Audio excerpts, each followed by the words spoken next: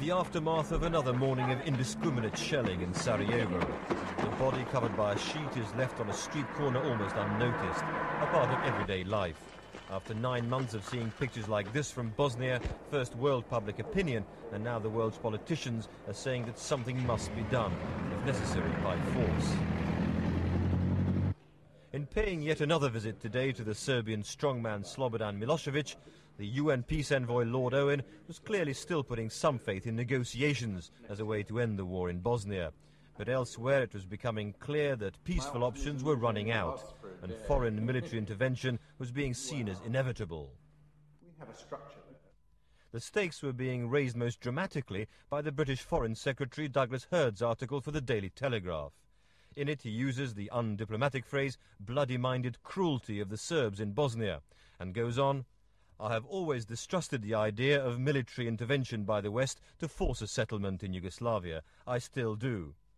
But the Serbs should note a change. They have brought even those of us who hold that view to the point where we can imagine armed action against them to prevent a general Balkan war." And in the European newspaper, John Major also hints at a change in Britain's so far restrained policy towards what he calls Serb arrogance. Their response has left us with no choice but to increase the pressure, he writes. A clear change of tone from the normally cautious British, and recognised as such in Belgrade, where the Yugoslav Army Chief of Staff replied in equally stark terms. The enormous power of the Federal Republic of Yugoslavia is prepared to give an adequate response to any aggression. The people are ready to move to the defence of their homeland.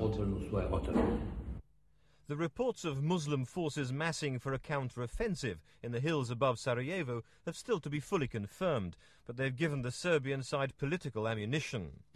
The Yugoslav president, Dobrica Ćosić, after now seen as a moderate, today aligned himself squarely with the hardline Serb nationalists by demanding that the UN Secretary-General reins in the Muslim fighters. But he added, "Should your intervention in the next few hours be fruitless, we cannot assume responsibility for the consequences that will inevitably arise." There's very little hope now that negotiations will in fact result in anything tangible. The Serbians appear to believe that they have nothing to fear from the West, that they can go ahead. They're going to go for military victory if possible.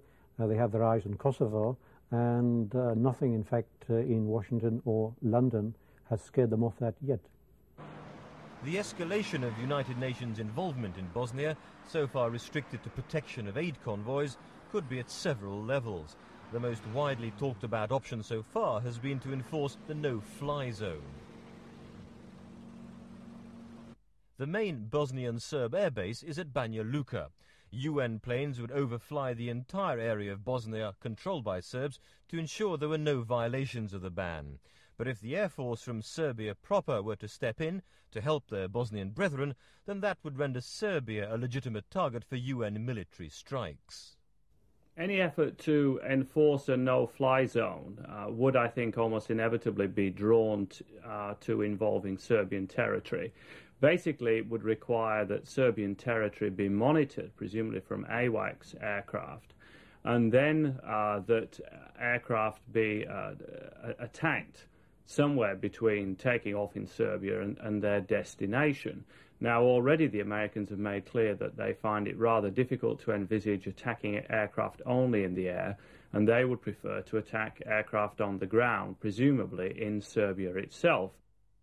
A far more dramatic escalation of UN involvement in Bosnia would involve creating safe havens for Muslims.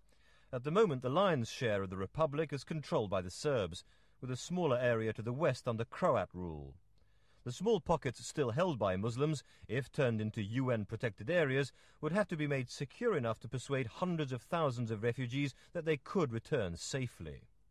The difficulty of making such enclaves would vary with the size of the enclave that was attempted to be established. And also, of course, it would be a very open-ended commitment to have such a safe haven in being. We've seen already in northern Iraq that the safe haven that we created for the Kurdish people is one that we still have to support more than a year later. As the unhappy inhabitants of Sarajevo carry on their daily struggle just to survive through temperatures plummeting to minus 15 degrees, dreams of safe havens seem very far away. But images like this will continue to disturb the conscience of the outside world, and the pressure on politicians to act rather than just talk will soon become irresistible.